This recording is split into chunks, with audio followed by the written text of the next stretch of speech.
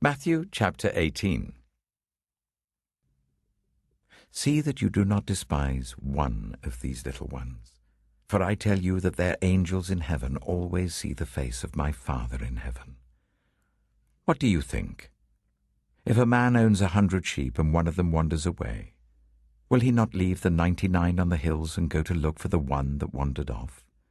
And if he finds it, truly I tell you, he is happier about that one sheep than about the 99 that did not wander off. In the same way your Father in heaven is not willing that any of these little ones should perish. If your brother or sister sins, go and point out their fault, just between the two of you. If they listen to you, you have won them over. But if they will not listen, take one or two others along, so that every matter may be established by the testimony of 2 or 3 witnesses. If they still refuse to listen, tell it to the church. And if they refuse to listen even to the church, treat them as you would a pagan or a tax collector. Truly I tell you, whatever you bind on earth will be bound in heaven, and whatever you loose on earth will be loosed in heaven. Again, truly I tell you, that if 2 of you on earth agree about anything they ask for, it will be done for them by my Father in heaven. For where 2 or 3 gather in my name, there am I with them.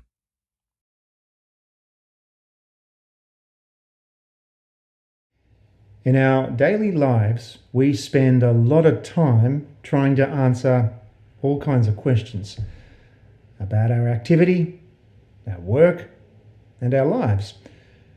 What must we do? Who should do it? How?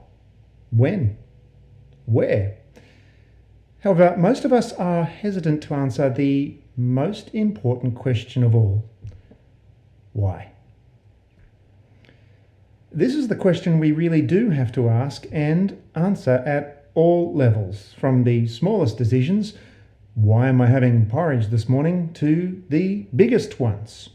Why do I exist?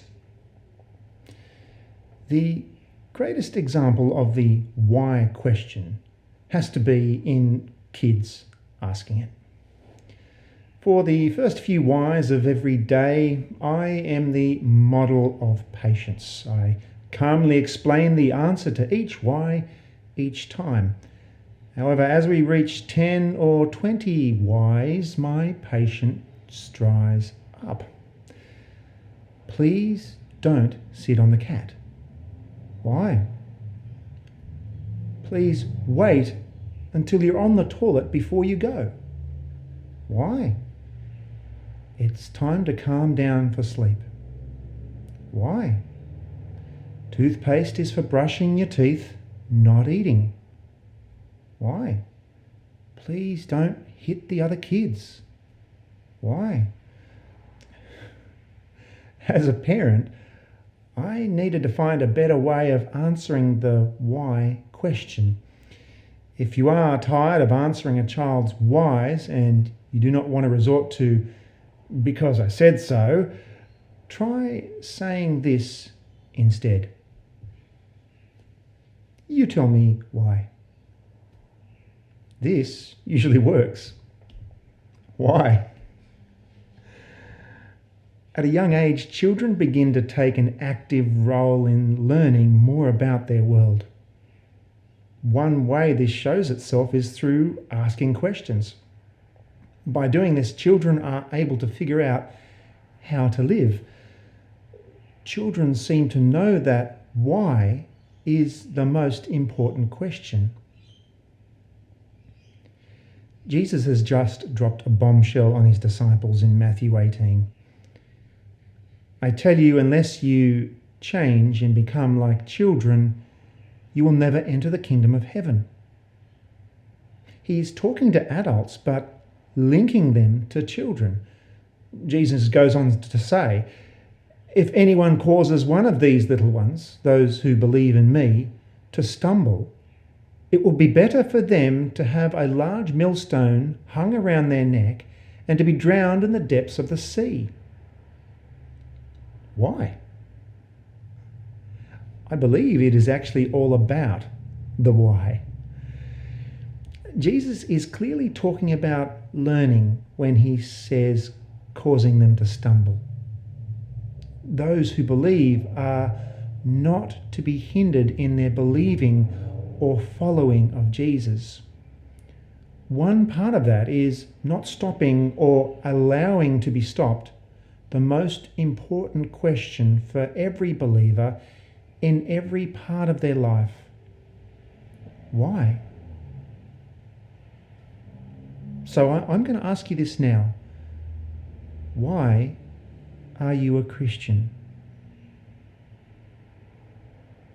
As you think of that, here are some of the big answers that I have heard to this question. I'm a Christian because of my parents.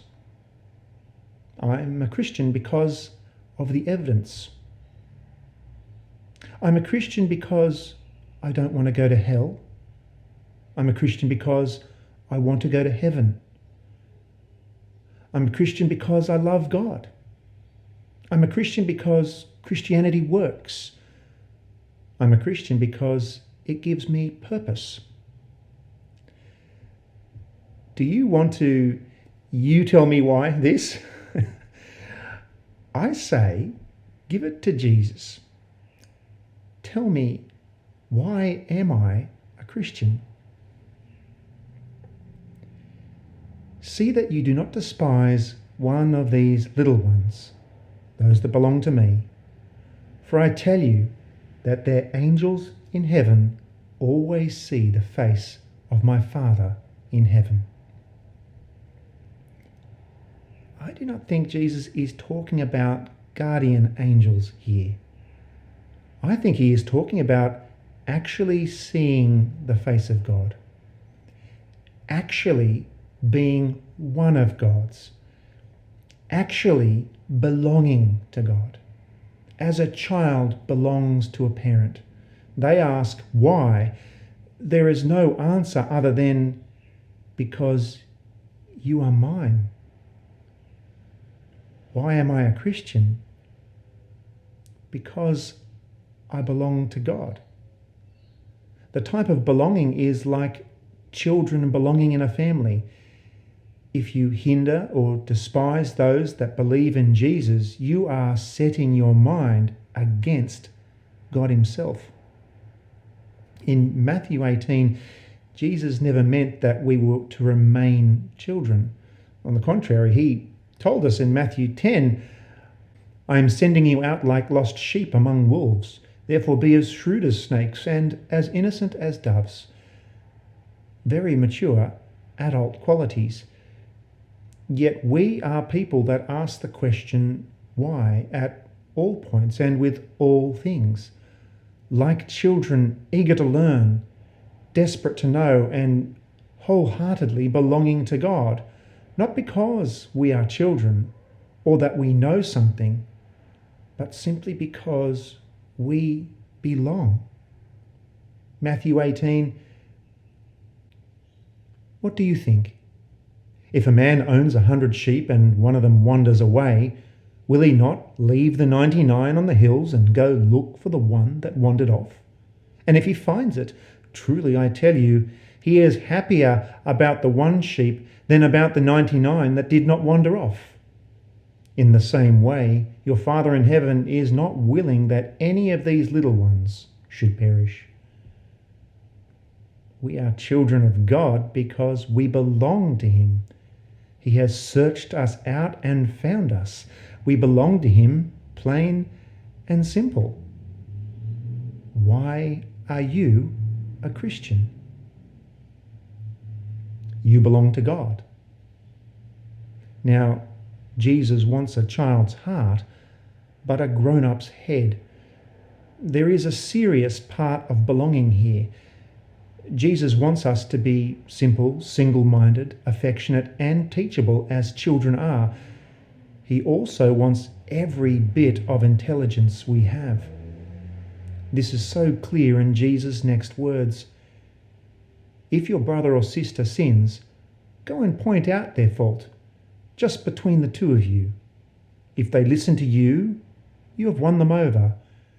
But if they will not listen, take one or two others along so that every matter may be established by the testimony of 2 or 3 witnesses. If they still refuse to listen, tell it to the church. And if they refuse to listen even to the church, treat them as you would a pagan or a tax collector. Again, very mature adult things. To put this bluntly, the serious part of belonging here is actually acting like you do belong to God. Not just belonging for yourself, others around you belonging to the same God also. A kind of belonging together because of who we belong to. Jesus says to look around you and know when you see things that do not belong with the people of God. Jesus says to do something about this. It is clear here that these are not things publicly noticed. These are relatively private, noticed by 1 or 2 believers, yet serious enough to be brought to the attention of the church if the offender refuses to change. Behaving in a way that does not belong in God's people is, of course, called sin. This sin in question, by the authority of 2 or 3 believers in the church, is excommunicable. That is, you deserve to be removed from belonging in the church of God. The behaviour may be so serious that the only responsible decision that the believers in the church can make is to throw the offender out of the church and view him or her as an unconverted person. In other words, the offence is so bad that a person is unbelonged because of its seriousness. Because of its seriousness, you no longer belong to God. Why? In the New Testament, there are 3 types of sins that reach this level of seriousness. 1, big teaching mistakes. 2, big moral mistakes. And 3, continued and divisive disunity. Basically, in 1 John, the failing of the 3 tests of true faith. 1, the truth test. 2, the obedience test. And 3, the love test. But why are they so serious? In doing one of these 3 things, the offender has shown by their example they no longer have the qualities of the child of God. They are not simple in their questioning, single-minded, affectionate, and teachable as children are. They refuse the truth of God, are disobedient to God, and do not love others belonging to God. We have made quite a jump here from children that belong and are part of a family because God said so, all the way to being thrown out of this family because other members have decided that you cannot belong. Some would say that no person can do this, only God. This is the powerful part of belonging. Jesus says, "Truly I tell you, whatever you bind on earth will be bound in heaven, and whatever you loose on earth will be loosed in heaven." To put it bluntly, the church has the right to throw you out. The church can unbelong you from God's people. God himself has given permission for the church to do this, of course, as long as they truly belong. Why? Why would God, perfect in all ways, holy and able to fairly judge, give this power to clearly sinful people? Again, let me go to the child. Christianity is basically someone dressing up as Jesus. If you like, you are pretending. Of course, the moment you realise what these words mean, you realise that you're not a child of God. You're not being like Jesus. You are a fake. Jesus' will and interests are at one with those of God. You are a bundle of self-centered fears, hopes, greeds, jealousy, and self-conceit, all doomed to death. In a way, this dressing up as Jesus is outrageous immaturity. The odd thing is that Jesus has told us to do it. Again, truly I tell you that if two of you on earth agree about anything they ask for, it will be done for them by my Father in heaven. For where two or three gather in my name, there am I with them. Why? What is the good of pretending to be what you are not? Well, even on the human level, you know there are two kinds of pretending. There is a bad kind where the pretense is there instead of the real thing, as when a friend pretends to help you instead of really helping you. There is also a good kind where the pretense leads to the real thing. When you're not feeling particularly friendly, but you know you ought to be, the best thing you can do very often is to put on a friendly face and behave as if you were a nicer person than you actually are. In a few minutes, as we have all noticed, you will be really feeling friendlier than you were. Very often the only way to get a quality in reality is to start behaving as if you had it already. That is why children's games are so important. They are always pretending to be grown-ups, playing soldiers, playing shop. All the time they are hardening their muscles and sharpening their minds so that pretending to be grown-up helps them to grow up for real. We are all children pretending. Real belonging is having an adult mind that knows it's because God wants us to belong to Him. The moment we believe it is because of our pretending that we belong is the moment we really do not belong to God. Why are you a Christian? Because you belong to God.